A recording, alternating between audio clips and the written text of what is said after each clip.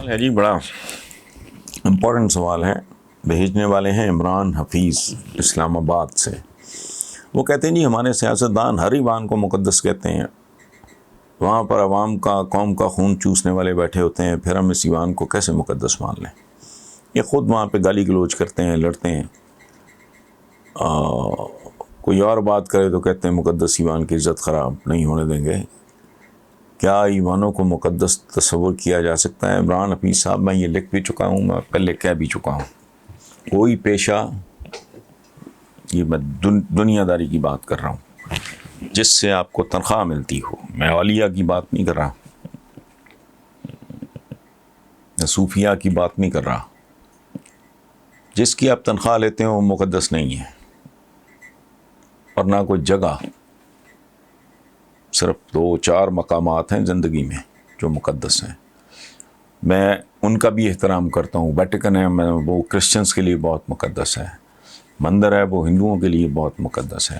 بنارس میں نہیں گیا، لیکن وہ احترام. ان کے علاوہ جہاں مخلوق اپنے خالق کی تلاش میں، یہ جو امرتسر میں ماتھا ٹیکا ہوا ہے، وہاں سلام کرنے گیا تھا میں، تو گولڈن ٹیمپل جسے کہتے ہیں. تو جہاں مخلوق اپنی عقل، سمجھ، فہم، پیدائش کے مطابق، جہاں مخلوق اپنے خالق کے حضور جھکنے کے لیے جاتی ہے، ان کو چھوڑ کے، یا ہمارے لیے مکہ مدینہ، ہمارے لیے تو الٹیمیٹ. دنیا میں نہ کوئی مقام مقدس ہے، نہ دنیا میں کوئی تحریر مقدس ہے آسمانی تحریروں کے، الہامی تحریروں کے علاوہ کوئی تحریر مقدس نہیں، کوئی مقام مقدس نہیں، کوئی شخص مقدس نہیں. دیکھنا یہ ہے اس کا رول کیا ہے، اس کا رویہ کیا ہے، اس کا کیریکٹر کیا ہے. استاد ہے، ایک مفتی ہے، فتویٰ دیتا ہے. استاد ہے، پڑھاتا ہے. جج ہے، منصف ہے، انصاف کرتا ہے تو مقدس ہے، نہیں کرتا تو منحوس ہے. ایک جگہ ہے. یہ ابھی جو مفتی صاحب پکڑے گئے، پہلے بھی پچھلے دنوں بھی کو تھے، یہ کیسے مقدس ہو سکتے ہیں؟ استاد ہے، اگر بچوں کو نقل کراتا ہے یا پریشر ڈال کے، بلیک میل کر کے ٹیوشن، وہ کیسے مقدس ہو سکتا ہے؟ سپاہی ہے، وطن پہ جان نچھاور کرنے کے لیے تیار اور پیٹ نہیں دکھاتا تو مقدس ہے. اور میں تو یہاں تک، میرے پاس ینگسٹرز آتے ہیں بہت، خاص طور پہ میس کمیونیکیشن کے، پرائیویٹ یونیورسٹیز کے، یہ وہ بچے. تو میں کہتا ہوں کہ زندگی میں اپنے کام پہ فخر کرو. تم اگر خاک روب ہو اور اپنا کام دیانتداری سے کر رہے ہو، تم مقدس ہو، تمہارا کام مقدس ہے. میں اگر ایک باورچی ہوں اور کام میں پاکیزگی، خوبصورتی اور ذمہ داری سے کر رہا ہوں، میں ایک چوکیدار ہوں اور پوری رات میں نے آنکھ نہیں جھپکی اور میں ویجیلنٹ رہا، میرا تو چوکیدارہ مقدس ہے. ایک جج ہے، اگر وہ بیکا ہوا ہے تو وہ کیا مقدس ہے؟ ایک استاد ہے، پڑھائی نہیں رہا، یا حرام کھا رہا ہے، یا پرچے لیک کرا رہا ہے، یا کوئی ایسی حرکت. جگہ مقدس نہیں ہوتی، ایمان مقدس ہے. دیکھو، اگر یہ کچی گراؤنڈ میں بیٹھ کے قانون سازی کریں اور ذمہ داری کریں اور دماغ لڑائیں اور ان پہ کوئی انگلی نہ اٹھا سکے، کوئی یہ نہ کہے کہ یہ 50 cc ہونڈا سے اٹھ کے یہ V8 تک یا مرسیڈیز تک کیسے پہنچ گیا، کوئی، تو وہ میدان مقدس ہے. ورنہ ایمان کیا مقدس ہے؟ وہاں اگر تم گالیاں دے رہے ہو، اس کو ایکسپلائٹ کر رہے ہو، اس کو مس یوز کر رہے ہو، کیسے مقدس ہو گیا؟ آئین مقدس ہے، کیسے مقدس ہے؟ آئین شائن مقدس نہیں ہوتا ہے، صرف الہامی کتابیں ہیں. حضور کے فرامین ہے میرے لیے، وہ مقدس ہے. تمہارا لکھا ہوا، بندوں کا بنایا ہوا کاغذ کا ٹکڑا کیسے؟ تمہارا تو آئین کہیں اور لکھا ہوا ہے. میں نے پی ٹی آئی کو یہ سلوگن دیا جو سال ہا سال 1 2 4 نہیں، ان کے لیٹر ہیڈ پہ تھا، حکم اللہ کا، قانون قرآن کا، رستہ رسول کا، ختم۔ حکم اللہ کا، قانون قرآن کا، مقدس شکر۔ یہ تو ڈھونگ ہے، ہم بڑے عجیب و غریب لفظ استعمال کرتے ہیں، جوش و جذبہ۔ اس کا کیا مطلب ہے جوش و جذبہ؟ فضول لفظ ہیں۔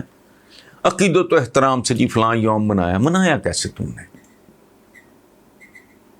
اور شام کو تم سائلنسر پتہ نہیں کیا کرا کے آ کے تم دھما چوکڑی مچا رہے ہو سڑکوں پہ، ٹریفک کا پرابلم کریٹ کر رہا ہے، سارا دن تم نے کیا ہے؟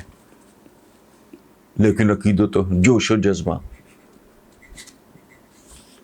بڑی جی ہم زندہ قوم ہیں، بڑے غیرت مند۔ اچھا بچہ تمہارا جو ابھی پیدا بھی نہیں ہوا وہ بھی مقروض ہے یار، تو جانے دو حقائق پہ۔ اور جو کہتے ہیں جی پتہ نہیں، پڑھایا نہیں، بتایا نہیں، میں نے چند دن پہلے چند حدیث کوٹ کی ہیں، کتاب ہے انیلا خالد صاحبہ نے لکھی ہے، 40 حدیث ہیں، تو میں نے اس میں لکھا، میں نے کہا ان میں سے تو 40 میں سے 4 بھی نہیں، 1 کر لو۔